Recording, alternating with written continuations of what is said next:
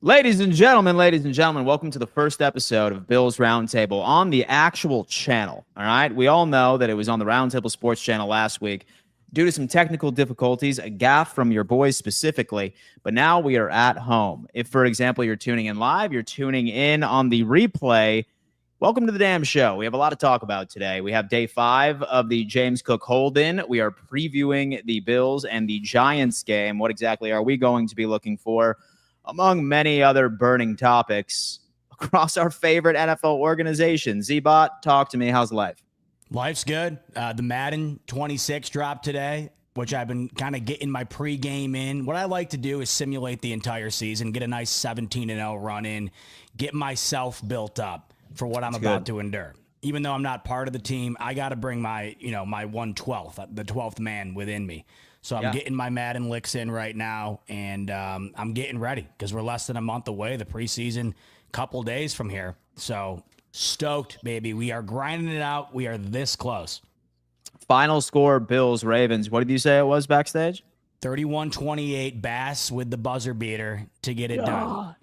And it was a comfortable situation, right? The Bills were at the 5-yard line, kneeing it out, setting Bass up, just how I like it. Yeah, man. I'm curious to see if Isaiah Likely was out in the game, but if not, we'll see. Anyway, I want to see if you can sub Ray Davis in for T. Bass. I got to check it out and see how realistic this game is, see if that's possible. Dude, you know what, man? Like, that's going to be something I'm interested in seeing, whether or not that they actually give him an opportunity of like making some kicks. I thought I heard something about McDermott talking about Velcro shoes or something like that. I guess we'll see. Jake, how's life, man? Talk to me. Life's great. Dan, life's great. I'm happy to be here. Preseason just around the corner. Gonna be heading over to Highmark Stadium for that game Saturday. So hope to see some of y'all there in the comment section. It's gonna be great today. We've got a lot to talk about. Obviously, James Cook, the drama. It's underway. It's been going on, and we got to break it down here today. Yeah. So you know what? I was actually live reacting to training camp this morning, and I was listening to Sean McDermott, and I about spit out my drink. I was celebrating because I thought that I had heard, I fully expect James Cook to be at practice today. At first, I was shocked, but then it ultimately ended up turning out that no, he was not. Day 5 going into the hold-in. Of course, I will give Sean McDermott some sort of credit because he did say that he expects every player that's healthy to be out there practicing. But again, we have not seen our running back. Z-Bot, thoughts on this? When will this damn thing end? You know, it's funny how words can be, because when you hear, I expect him to be out there, I think your initial reaction should be the one that you had, Dan. Oh, he's expected to be out there. If you're expected to be somewhere, more often than not, that means you're going to be there. They're anticipating you be there. But what McDermott seemed to have meant here, I expect him to be out there, meaning he should be out there. I have an expectation set for him. He's not meeting it. That's kind of the interpretation I took away from obviously hearing what McDermott said and then James Cook not going out there. Obviously, this is 4 straight practices with him missing the last 3, Sunday, Monday, and yesterday. There was no reason to believe Cook would be out there today. So when I initially heard McDermott say that, I was wondering what the hell was going on here. I've been wondering this since it started, really. What is actually going on? When he said that, I'm like, this makes absolutely no sense. How could you hold out or hold in or whatever is going on right now, Sunday, Monday, Wednesday, and then just show up Thursday? But this kind of comes back to the overall point that I've been trying to make, and ultimately I'm trying to make sense of this entire situation. Holding out here the last week. So you show up to mandatory minicamp. At the minicamp, you say you expect to be a full participant in training camp. James Cook shows up, full participant in training camp. Man of his word, does exactly what we expected. At that point, once James Cook had several practices under his belt, this was getting to the point where it was going to be next year's problem, where we really didn't have to think about it much anymore, talk about it. Maybe a deal gets done from now throughout the course of the year, if not next year.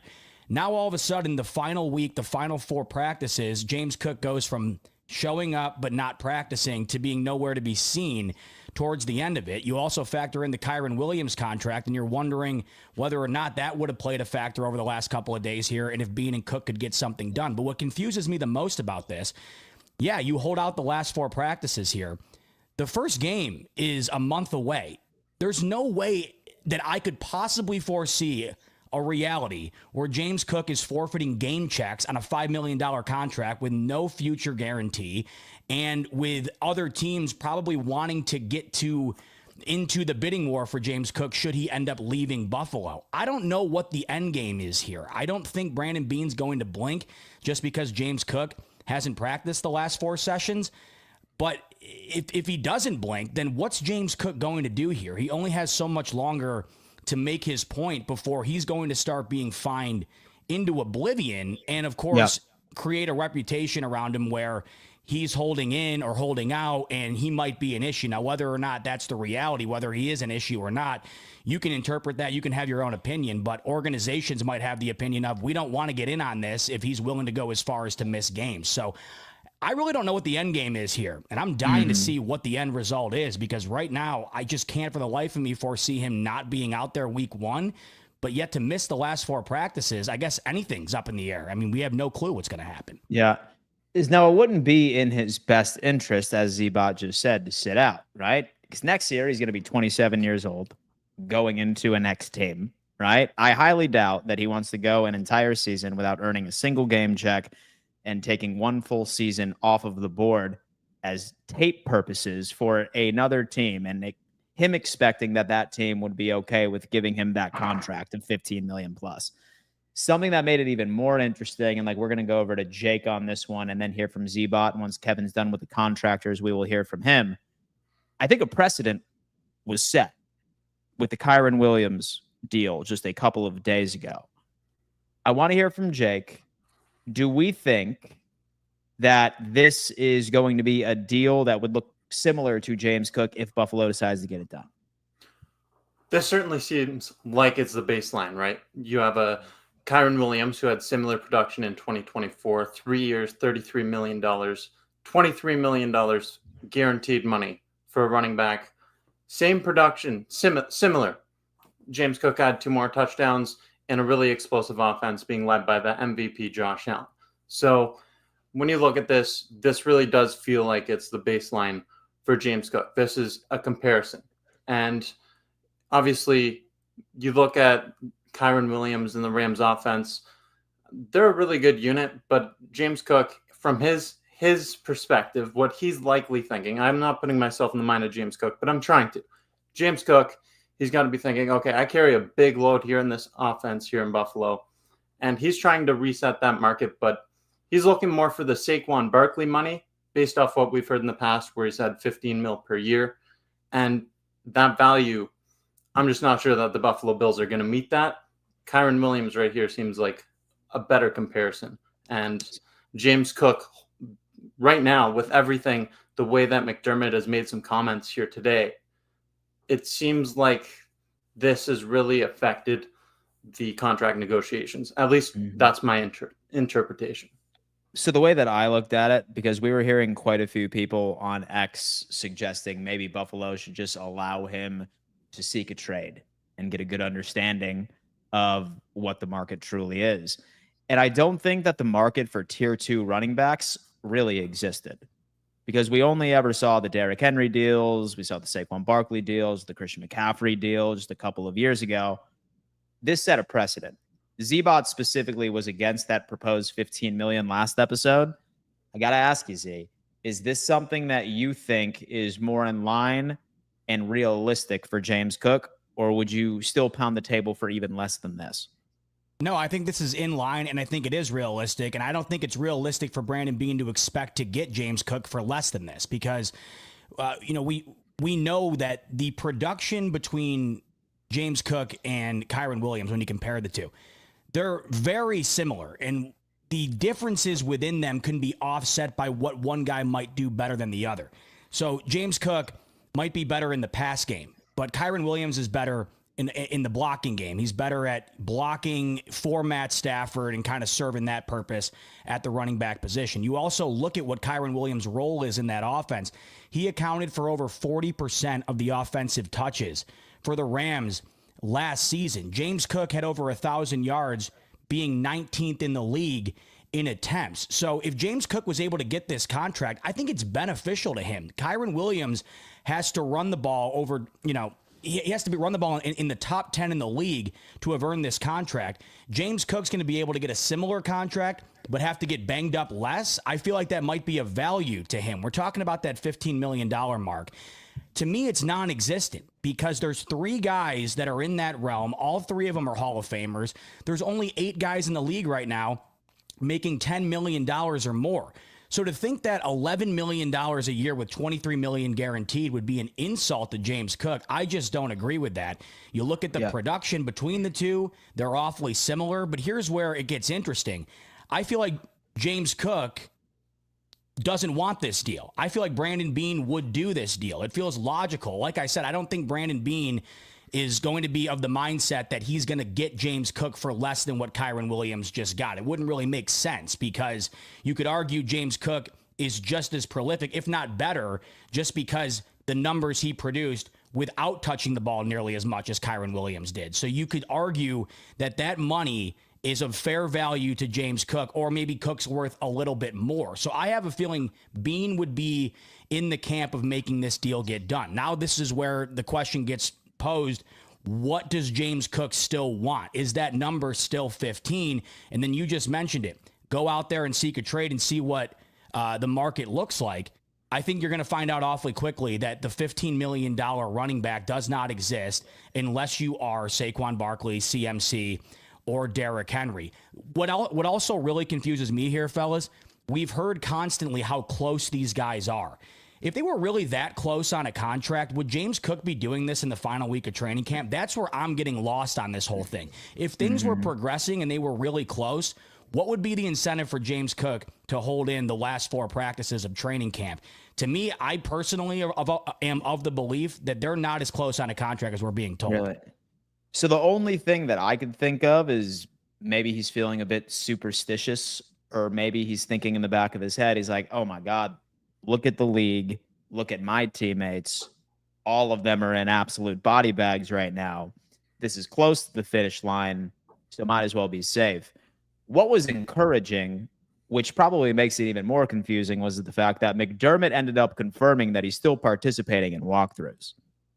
So it sounds like he's not completely unplugged, but I don't know, man. Like, this has been a really weird situation all offseason. If he's not completely unplugged, though, which, I mean, you can't be unless you want to get fined. I mean, if he just didn't show up, I mean, I had figured he had showed up the like yesterday, for instance, when nobody saw him. I would imagine he's still there. When you're at St. John Fisher, what are you going to do? Drive home? They're all living there. But it still goes back to what I was saying a minute ago, where even if you're not out there practicing, you're going to have to be out there for the game, I would imagine, unless you're willing to take a stand that, to me, just does not seem possible based on his financial circumstance, and also having to put out another great season in order to end up getting what he wants. If you hold out, I think it decreases his chances of ending up getting what he wants, as opposed to heightening them. I think if he goes out there and has a good year, the more money he's going to get next year. If he goes out and has a good year this year, fellas, I think the cards are in James Cook's hands. I think the Bills hold the leverage currently, but a good year from James Cook in 2025, I think the leverage swings towards him. So I just think he's doing himself no favors if he goes into September and decides to take the drastic decision of not playing in the games, at least the first couple for Buffalo.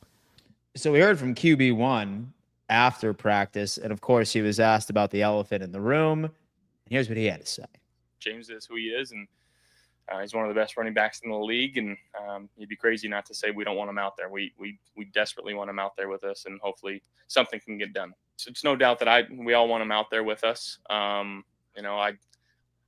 got no say in what goes on behind closed doors, and I'm a big advocate of everybody getting theirs and getting paid, and sometimes you got to do what you got to do, and that's kind of where it's at. So do we buy that? So do we buy that Josh really believes that, Jake? To me, that sounds like a man. Want him out. To me, this sounds like a man who he understands the value that James Cook brings to this team, and he's not specifically talking numbers or any dollar signs. He's talking from a football perspective, a teammate personal perspective, James Cook was a go-to guy in the backfield for Josh Allen last year. I mean, the numbers speak for themselves. Over 1,200 all-purpose yards. You had 16 rushing touchdowns and an additional 2 through 18 total touchdowns. So here's the thing. With James Cook, Josh Allen, that's a lethal duo working out of the backfield. And Josh Allen's words saying he desperately wants him out there, that's pretty telling to me that he's not going to get involved too much internally with negotiations and stuff. He's going to watch how it plays out. Josh Allen just got his bag. He understands that James Cook wants to get his money. He probably doesn't necessarily agree with the way that he's going about it, but he understands the value that he brings to the team. So Josh Allen, he knows that James Cook is going to help elevate this team, and he's going to help the Buffalo Bills get to that destination that they want if he's a part of this moving forward. And so I'm not entirely convinced. And so I Why think not? this is just a perfect example of him being very well media trained. Sure. Z, what do you got on that one? And do I you mean, I buy was that he gonna say the desperately same. wants him back out? I think he would love to have him out there, but to think Josh Allen would say anything other than what he just said about any other player would be nuts. I mean, Josh Allen is as much of an MVP at the podium as he is out on the field. He's going to say that exact same thing every time. Yeah, I mean, I personally believe in terms of the intangibles, it just does not get better than Josh Allen. I mean, you saw it in Hard Knocks between interacting with the fans, doing the right things on the field in terms of the relationships built with every player. You saw him interacting with Joe Brady, the lineman. He's like everybody's best friend that also commands the utmost respect. And then when he hits the podium, always saying the right things every single time. So to think he'd say anything other than that, I think would be foolish. But it's also foolish to think that Josh Allen doesn't want James Cook out there. The guy led the league in touchdowns last year. The Bills have never had a better offensive line in front of Josh Allen than the one they have right now. And the increase in the run game, the efficiency of that run game, has allowed these Bills to evolve into an offense that's no longer one-dimensional.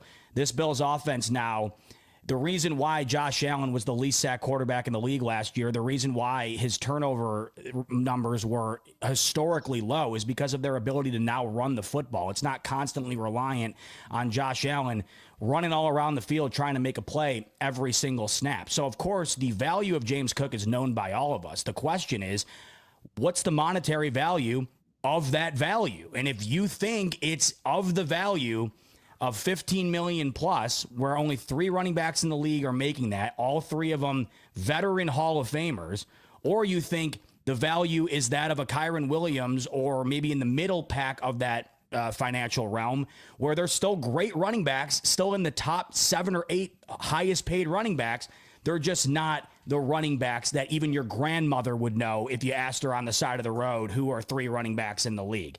So it's just, this is where it gets awfully confusing to me, because we don't know what the number is. What is James Cook's number, and what's Brandon Beane's? I mean, if it's $12 million a year, fellas, if I'm Beane, I'm doing that. Kyron Williams just got 11. If it takes 12 to get it done, fine. But if it really is 15, then I completely understand why Brandon Beane is not willing to just cave in here and give him an amount of money that would put him right towards the top of the highest paid player in the league in terms of that position. Yeah. No, listen, I definitely agree with you. Look, I'm super curious to see whether or not that he decides to suit up at all for week 1. I don't see how it would give him a benefit at all from sitting out and missing out on all of that, but we shall see. Yet again, another day, 0 days since a massive worry brought to you by James Cook. However, I did kind of want to shift over to a positive light. And I think a familiar face has been impressing in camp. And boys, I'm trying to do my best to not get my hopes up, because I have been waiting for the comeback of Matt Milano more than you know. And from what I understand, Matt Milano has been looking like Matt Milano in training camp. Is it training camp? Absolutely. But am I in the wrong right here thinking that we may actually have this guy for a full 17 games? And not only that, but we could see vintage Matt Milano in 2025. Jake, talk to me.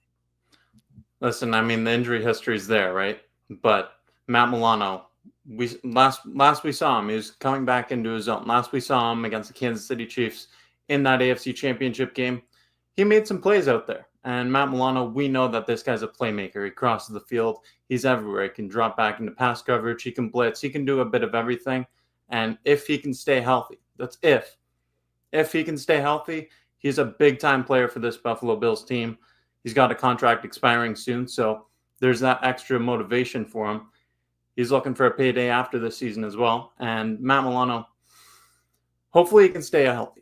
I can't tell you if he's going to or not, but if he does stay healthy, then I think the trajectory is just right back up to where he was before. So I think it's going to be the last song and dance for him. I'm like really having a hard time seeing Beane extending him next offseason. It is his final year after that contract restructure, but that's not particularly a bad thing, man. Like having a player go into the season knowing that this is his audition for a next potential contract really only benefits us if you think about it. Z, what do you think? How close are we to a vintage Matt Milano, or do you think that that is days of the past? Well, it was no mistake that Milano was a first-team All-Pro just a couple of years ago. It's unfortunate the injury bug that has bitten Matt Milano year after year. It's the same question we ask ourselves, fellas, going into every year. Can the Bills stay healthy? In particular, can the Bills defense stay healthy? You look at it right now. If Matt Milano stays healthy, if Terrell Bernard stays healthy, if Joey Bosa gets a full season of health, right? If Tre'Davious White, looking as good as he has in the training camp session here, can stay healthy with his injury history, I mean, this Bills defense is going to take a sizable step forward. I have no reason to believe they won't. When you also factor in the amount of additions in the draft, I can't for the life of me foresee these Bills not being better on defense this upcoming year, but it all is contingent on that health. Matt Milano, when out on the field, is one of the scariest dudes the Bills have. I mean, we saw that hit he laid on Mike White a couple of years ago. I can't even believe Mike White was willing to come to the Bills after that hit.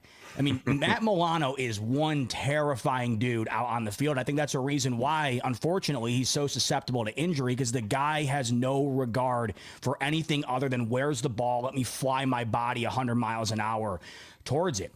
These Bills are terrific when Terrell Bernard and Matt Milano are both out on the field at the same time. The problem is we've only seen that in such a minimal capacity because of the injury history. But Dan, I have no reason to believe that if Matt Milano stays healthy, that he won't be a terrific asset for a Buffalo Bills defense that is showing all the signs of being a better defense this upcoming year.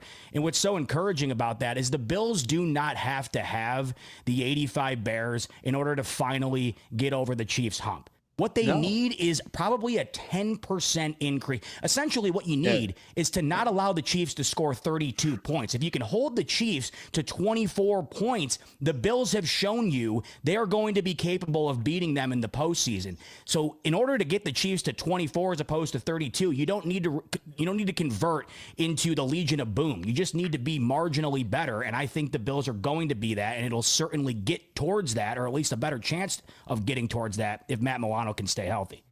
It's one thing I need this team to do. I hate when people say that, oh, no, that's our identity. We're a bend but not break defense.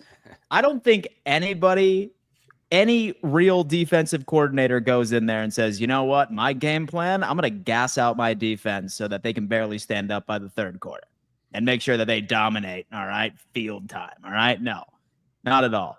The biggest problem with this team last year was that we were probably one of the worst third down defenses in all of the NFL.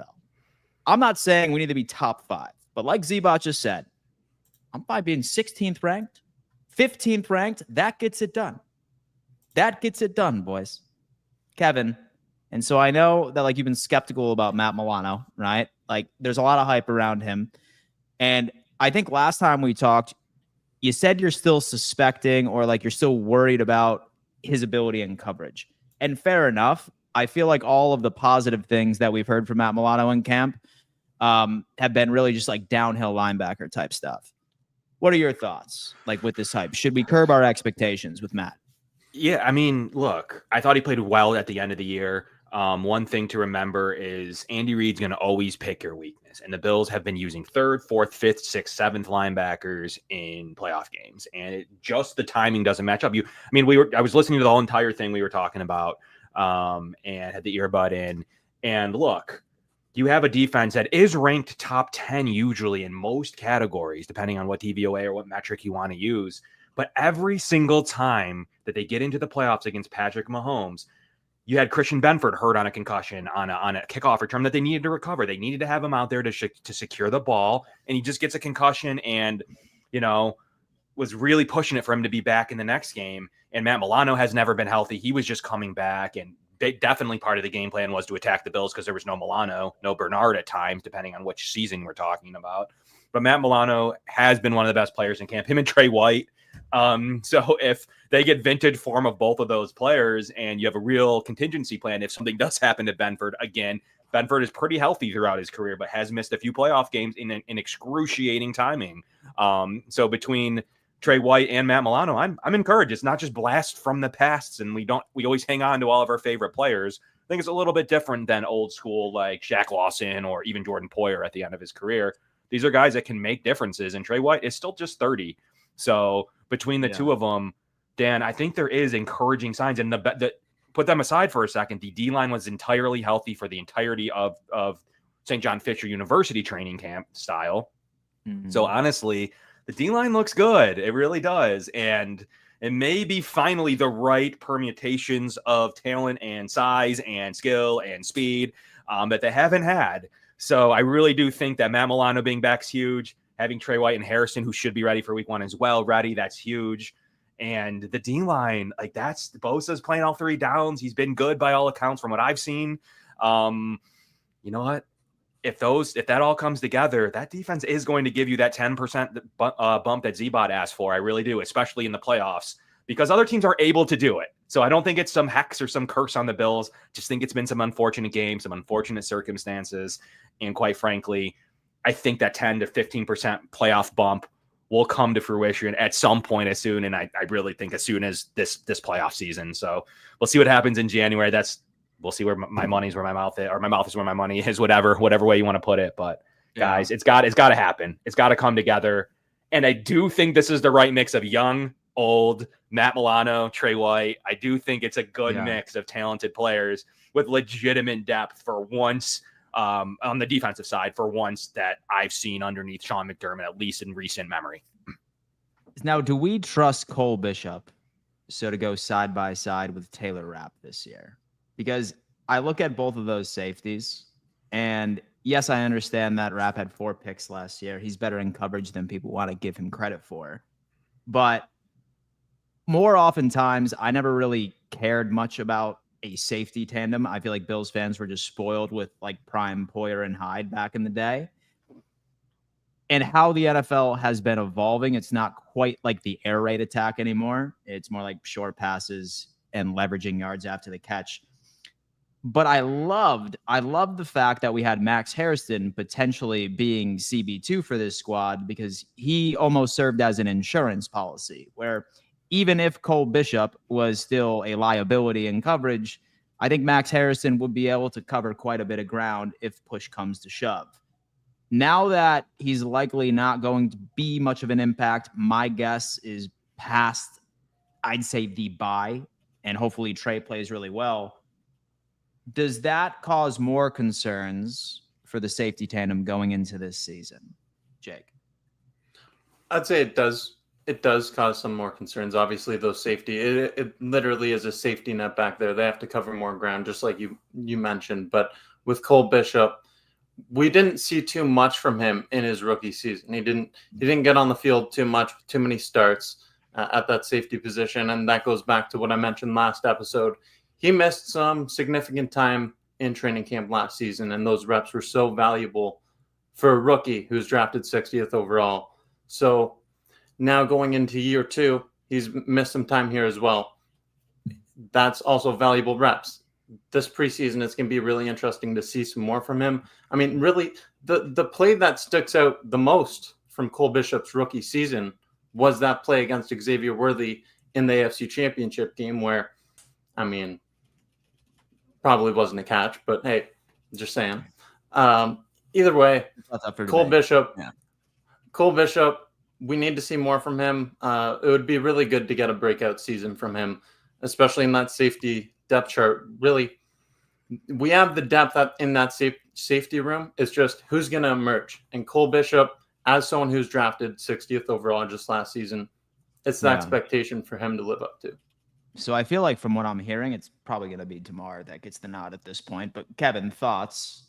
So would you still consider the safety room to be your biggest question mark of the defense? I think what's interesting is that Taylor Rapp was called out by, and I listened to it, was called out by Andy Reid of being a difference maker on the Bills defense. And when he was out, the Andy Reid directly attacked that portion of the field, what he was doing. He's bigger to this defense than maybe his PFF score or FTN DVOA or whatever, EPA, whatever metric you want to dive in and use. He's really important to the defense, first of all. So we'll state that. And even called out by one of the best coaches to do it in Andy Reid makes me like, oh, he didn't mention anyone else. He just mentioned Taylor Rapp. That's interesting. That tells me that they were expecting to be confused or to have to really account for where Taylor Rapp is at all times. And he has clinched games. He clinched the Miami game a few years ago on a really great read to he broke before Robbie Chosen Anderson, I believe it was at the time. He broke before he was able to and intercepted it. I mean, he's really good in coverage. He is underratedly good in coverage. And I think that was a huge problem when he was out. We forget that he wasn't in. So they're always missing some of the key cogs to this defense, whether it's all their linebackers, whether it's safeties and corners. Like, that's just too much. Like the 10% we were just talking about, that is just too much to be out for in a playoff game against Mahomes. It's just too much, whether that's unlucky or you have a bad training staff or the players are injury prone or all of them. It's just too much to happen. But I like Taylor Rapp. I think he's really good in this McDermott defense. He's essentially like the next Jordan Poyer. He really is more like a Micah Hyde style, but really more in the guise of a Rapp and Poyer combination of how he developed and how he came from another team and was decent where he came from, but is really taking that next step. The Bills need him this year. And then Cole Bishop, they got to play him. Look, we have cap constraints. We have James Cook that wants a contract, always talking about that. Someone's got to be on rookie deals, and they have to play him. And I think he's got a much larger upside than every other safety. Forrest hasn't impressed me. Damar is just a special teamer at this stage, Dan. They have to use Bishop. He showed out that was an incomplete pass to Jake's point earlier. It was. It literally hit the ground. I am not sure how. If you're going to call that a catch, it's an interception. So there was a flag on the play, so I don't get too ground up by that specific instance. Would have backed him way up anyways, but the 5 yards is a lot different than having the ball in the 2. So, I mean, I'm not going to get too broken up, but I thought he had played his best football just like Matt Milano toward the end. And now this is another guy back in the defense. These reps are huge, though, and he's missing them again. So I don't know if we're ready to throw him in that injury-prone bucket, but he's got to stop missing training camp. I would rather him be hurt early in August than early in September. And that's what McDermott said. So I just need him back. I do think he'll get some reps, and it's not a long-term injury. I think he'll be back really soon to get don't forget training camp's still another 3 weeks. So I do think he'll get the second half of training camp and probably game 3 or something, maybe get a little bit of snaps in a game here coming up. But I'm excited. I hope some of these guys are back for the Bears game, the Bears training camp, tryout scrimmage thing that they do. The joint practice. The joint practice. So Dan, I just need him to be ready. I need them to get reps, but I also don't want any more injuries. So this is a weird place to be in because I do think this is as good of a roster that it can possibly be. And it's going to be challenging to monitor how to play this Bears game coming up. Yeah. And so I was trying to explain it to a buddy, like what the Bills' weakness was. And so I said, so imagine you're playing Madden and your starter is a 92 overall, but then he gets hurt and the second string is a 67. All I want is my second string to be a 76 or a 77, right? And I think Buffalo did that this offseason by really putting a lot of faith and making it top priority to fill this squad with at least serviceable depth players. Z-Bot, thoughts on the safety room? Does that still raise any red flags for you? I mean, I'm in lockstep with what Kevin just said on Taylor Rapp. You want to talk about one of the more underrated guys, not only in the league, but on the team. I feel like the Bills have so many of those guys. Christian Benford is, of course, one of them. Terrell Bernard's one of them. Teron Johnson's one of them. And then Taylor Rapp is as well. There's just so many guys that are really big pieces for this team that not a whole lot of people talk about. And that's why when the Bills do end up getting a couple of those guys hurt in the postseason, you hear fan bases of other teams come out and say, oh, the Bills, once again, the defense couldn't get it done. Yeah, I mean, they didn't, but they never factor in how impactful the guys that the Bills were missing actually are because they hear the names that are missing And no, you don't hear a Sauce Gardner, or you don't hear, that TJ Watt or whatever is missing. You hear Christian Benford's missing, or you hear Taylor Rapp, whatever else, and it just doesn't register to you how impactful that is for Buffalo. So I look at the safety room. Taylor Rapp, to me, I'm more than satisfied with what Rapp brings to the table, and I think that with the Bills having him out there, that particular section of the safety position, you can't really get much better as of right now. Then we're looking at the other end. When I look at Cole Bishop, I'm factoring him in alongside all of these other rookies that are coming to the defense, because we just didn't see much of them last year. And to me, it's put him out there this year and let's see what he has in a full season capacity, because this defense sooner than later here is going to make a full transition into the younger unit that is now essentially been brought in to be the next wave of the Buffalo Bills defense. The amount of young guys brought in on that side of the ball, for the life of me, I can't fathom that at least a handful of them are going to be impactful players. And to me, even if you just get a couple of them, it's foolish to think that all of these guys are instantaneously going to be cornerstones of the D. And it's also foolish to think that all of them are going to eventually be cornerstones. There's going to be hits and misses. But with so many darts thrown at the board, you have to think there's going to be some hits. And based on what McDermott has said, he seems to have a lot of faith in Cole Bishop, and he knows there's a lot of pressure on Bishop to step up this year, especially coming off of the injury.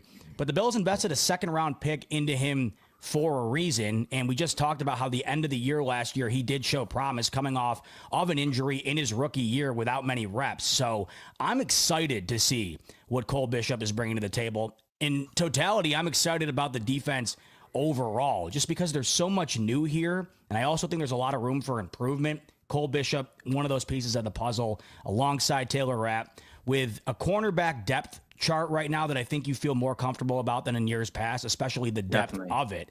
So I'm feeling more confident about the secondary right now than I have in years past. Man, you know what? We are going to get our first taste of it, at least on Saturday at 1 p.m. EST, with majority of starters playing, with the exception of Josh Allen, of course. But the secondary is probably going to be the number one thing I think we're going to be looking at. We're going to get into our biggest storylines we will be paying attention to on Saturday for the first preseason matchup against Brian Dable and Jackson Dartorific. But first off, I need to go on ahead and give a giant shout out to our good friends over at Picasso's Pizza. Folks, if you love pizza and you're looking for Buffalo pizza, look no further than Picasso's. And here's the thing, in case you want to live vicariously through us, you don't even need to do that. They are delivering nationwide. As soon as when you go to their website, picassospizza.net, and you hit this nationwide shipping button, they are going to be delivering pizza to your front doorstep. It is a hit for myself, as I am located in Florida, and I like spreading pizza propaganda of the Western New York area. This is where it is at. Shout out to Picasso's Pizza for being a proud partner of said channel. Go check it out and order you some today. Boys, we have a preseason matchup on Saturday. Thank God, finally, some sense of football, some regulation football is in front of us. I got to ask, right? Like, what are some things you're going to be looking for, whether or not that it's answers to a particular position battle? Talk to me. I'm going to start off with Kevin on this one. Look, this is as excited I've been for a preseason under Josh Allen, that is, in a long time, because usually it's like, let's not get anyone hurt. The depth sucks. There's nothing really I'm looking for. I don't really care. This is a really stupid game or whatever. I don't really care about watching it. But honestly, I'm looking forward to seeing these. There's a lot of young talent on this roster, and you can break it down any way you want. But I'm excited to see Strong. I'm excited to see Hancock. I'm excited to see Walker and Sanders and Landon Jackson. I mean, it's a good rookie class. It's came through Jackson Hawes. It's been a good rookie class of players that will play on this roster. Usually it's like the backups of Justin Shorters and these guys that, aren't even going to make the roster and don't end up making the roster, and on a wild goose that's on a different team. And it just doesn't really resonate. But these are actual players that are going to play big minutes and could play big minutes in the playoffs. And it starts this weekend. As stupid as that is, these guys got to earn their right. They got to earn that. They got to know the system. And that's why it's super important. I get Josh Allen doesn't need to play, but it's super important for guys like Ty Johnson to get some reps, or Frank Gore Jr. or whoever it may be. But I'm excited. I mean, you got a guy like really right on the fringe of making the roster, and then receivers a pretty good battle. Is it going to be a KJ Hamler that could find his way onto the roster, or is it going to be a guy that everybody's talking about right now? And that's really what's important about these games, is that it comes down to these moments, and Shavers has to play well and have some rapport with at least Mitchell Trubisky. You can't be in there in the fourth quarter with a Shane Buechele. Like, you have to be getting some reps with at least the second quarterback. And Dan, I'm really excited for this rookie class. I couldn't be more excited to see how these guys are going to play this season. And I do think that there's going to be some big moments on preseason that are going to get some people excited. Dorian Strong, could he be Christian Benford 2.0? He's played super well for a late round draft choice already. And they know how to pick these guys. Maybe they've missed on Kyrie Elam. They didn't miss on him for potential and or for his Raz. They did miss on him just because it didn't get put together. But there is some good talent. As good of a rookie class, and we don't have this stud Jamar Chase, but as good of a rookie class as I've seen for where they're picking and what they were able to accomplish in this thing. They're really going to be some guys that are going to make a difference, and I'm going to look forward to it. For the first time in a long time, I'm going to watch a lot of these players. They're going to play big minutes, and they need to show that they can handle this level of football.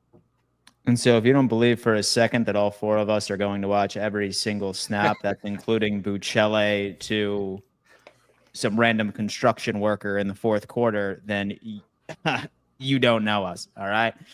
We have Mike coming in asking Zebot, Dan, what lot will you guys be in for the Bills Fins tailgate? That is the game day Buffalo lot, my friend. We will be releasing information about that next week on the AFC East Roundtable.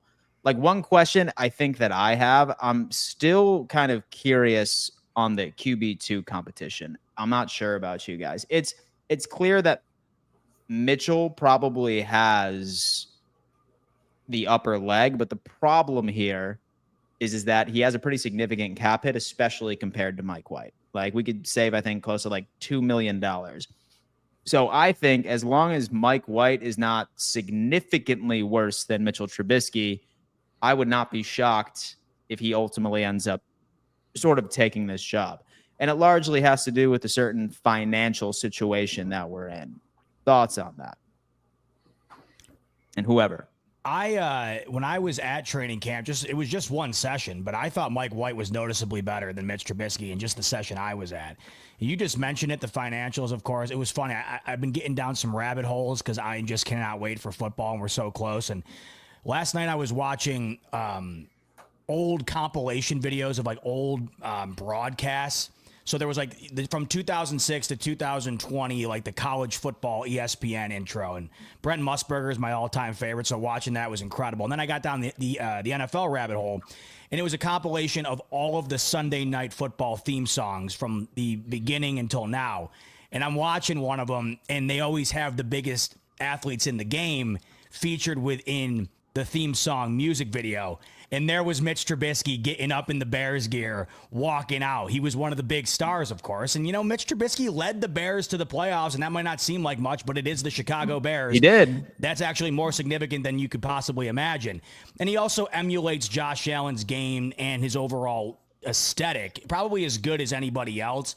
It's just not nearly what Josh Allen is, of course. That goes without saying. But people get mad at me for saying this. I've never really cared much about the quarterback 2 position because this team is so Josh Allen centric that if it ever got down to that point, I mean, yeah. And so people get mad at me because they're like, oh, well, it still matters. And I know it does matter. It's just if we got to that point, the only way it would really make a difference for short me term is exactly right. Short term. If we're talking like 2 weeks, I think that either one of these guys for 2 weeks could be serviceable. I really do. If we're talking about the financials of it and that's the angle you want to play, then Dan, I think the point you made might be the right one, because if the games, the production are similar and there's not this massive gap between one another, then maybe you do go in the direction of Mike White. But I think right now I would have no problem leaning either way because I just don't think you're getting significantly different play out on the field from either one. But I think up until now, Mike White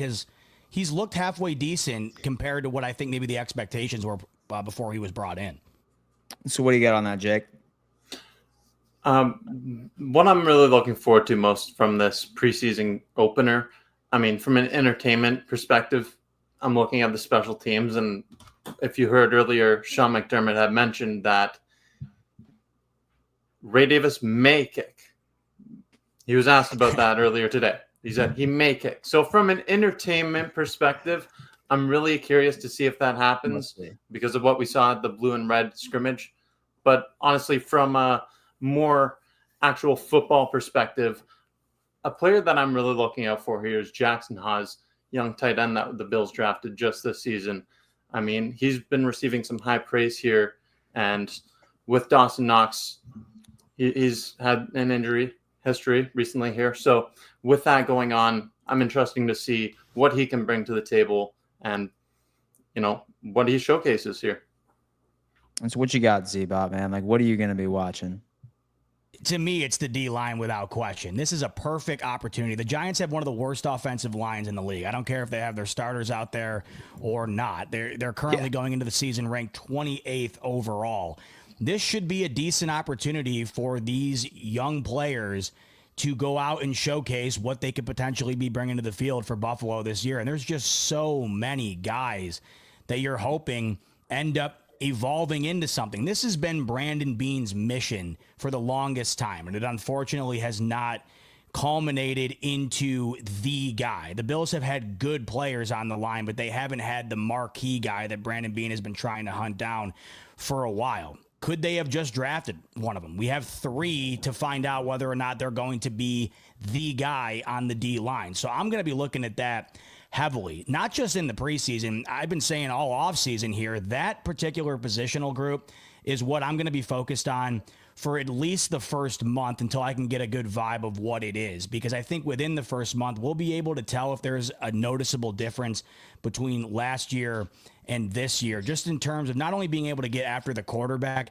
but those third down situations that you mentioned, Dan, where you are able to put pressure on the quarterback and make it more difficult to move the sticks like teams were doing religiously on this team last year. So I'm going to be honed in on that for sure. And I think Kevin nailed it. This is the most excited I've been about a rookie draft class in years here. So the amount of guys we're going to have the opportunity to watch showcase what they have over the next coming weeks here starting Saturday, that is 100% what I'm most excited about.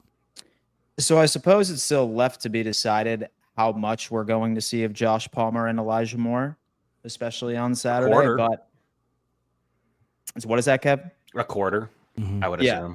assume. So my thing is this, right? Like a lot of hype are surrounding those 2 wide receivers. And all it really is in this day and age is just ceiling, is perceived ceiling.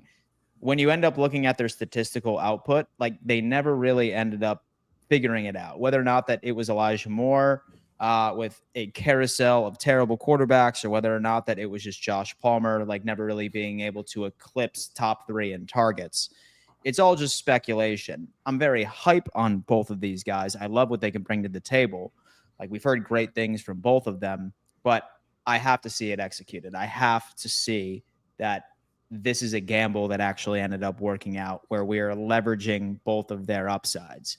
Because that's honestly what I think our wide receiving room was missing all along, especially last year. And it's hard to criticize a unit that was number 1 in the NFL in points scored, including playoffs. But I did want that vertical threat. And so I did want somebody that actually can go on ahead and create vertical separation, fast as lightning, like Elijah. And then that pristine route runner like Joshua Palmer, who, in my opinion, was signed to be what Amari Cooper was for us last year. We're just going to have to see whether or not that they can actually execute on that. And I'm hoping that I can get a taste of what those 2 can bring to the offense. I think that's my thing. Yeah, I mean, you look at this time last year with the panic button that so many people had hit on that position, and to have Mac Hollins lead the team in touchdown receptions. Amari Cooper gets brought in late. Statistical production wasn't great, but they lost 1 game in the regular season after adding him.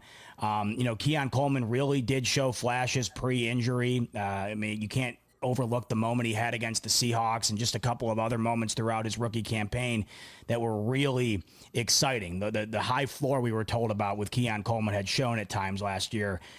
This offense, this weaponry unit, the wide receiver unit, I think it's unarguable when you factor in the health and then Josh Palmer and Elijah Moore, it is considerably better than this exact time last year going into the season.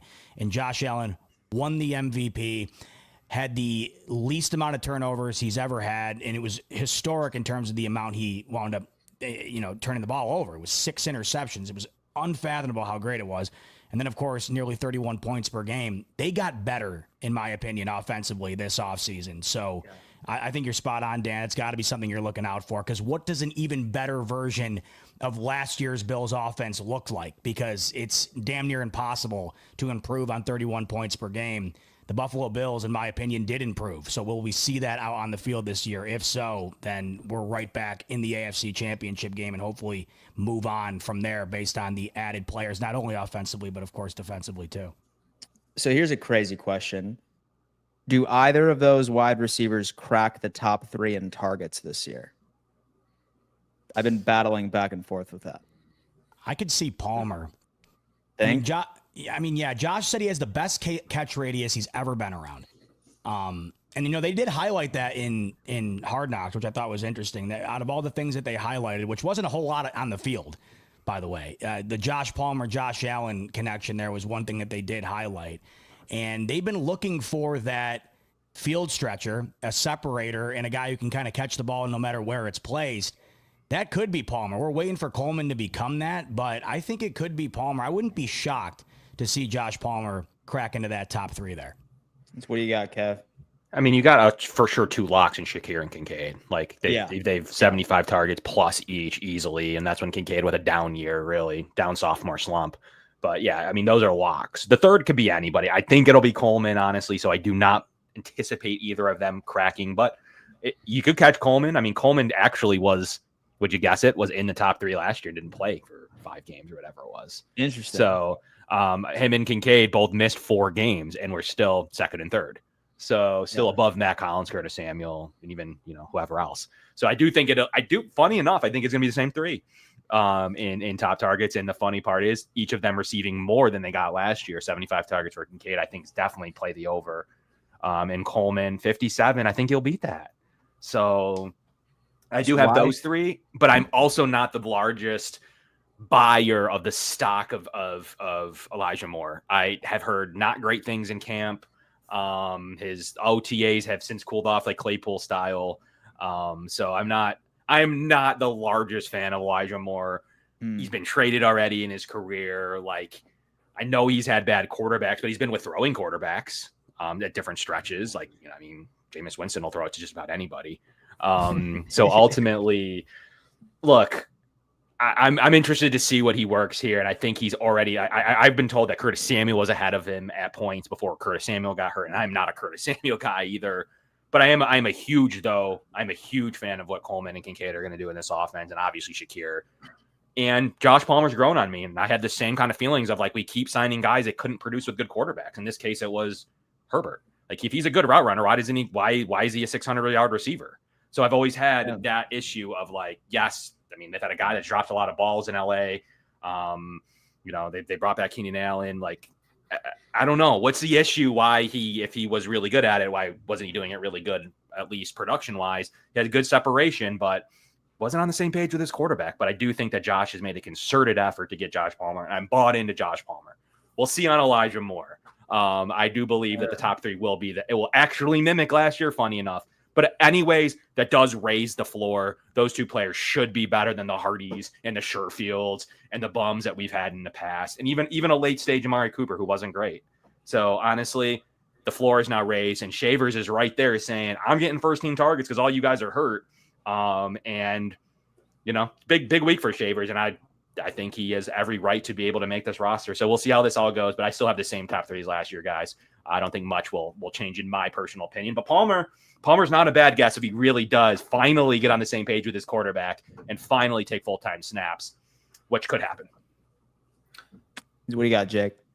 I think that Keon Coleman will be 3rd in targets. However, I feel that Josh Palmer's offense offensive impact will be larger than Keon Coleman's. And we're all hoping for a big breakout campaign from Keon Coleman. Fingers crossed for that. But what you're getting with Josh Palmer is someone who can stretch the field vertically.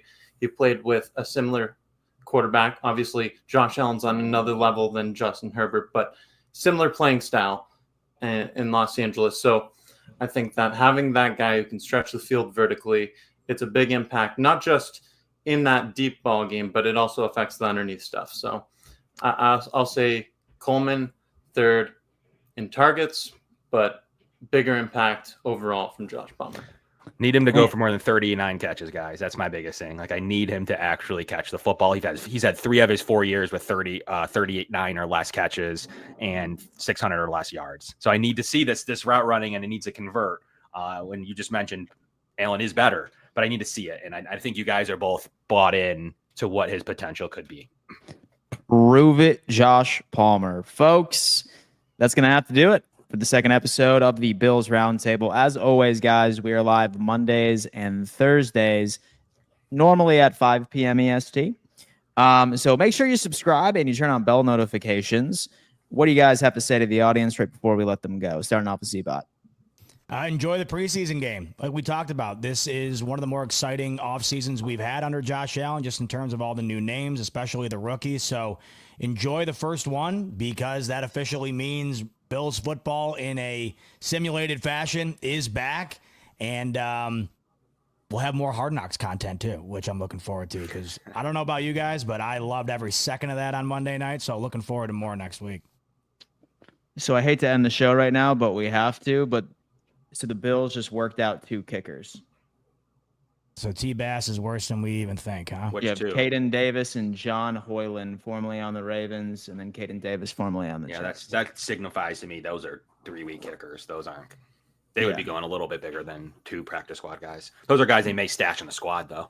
Practice squad, that is.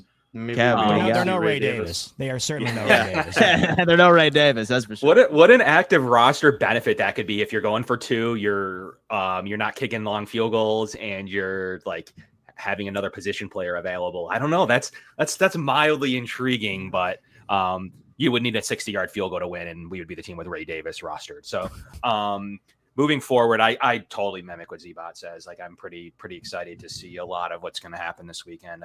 I think it's as excited as I've been, and it's preseason football. Look, give us this training camp content. Give us this Hard Knocks content. I don't know how interesting that is to non-Bills fans. I was asking that, like, totally. How interesting was that? It looked very Billsy for Hard Knocks ish.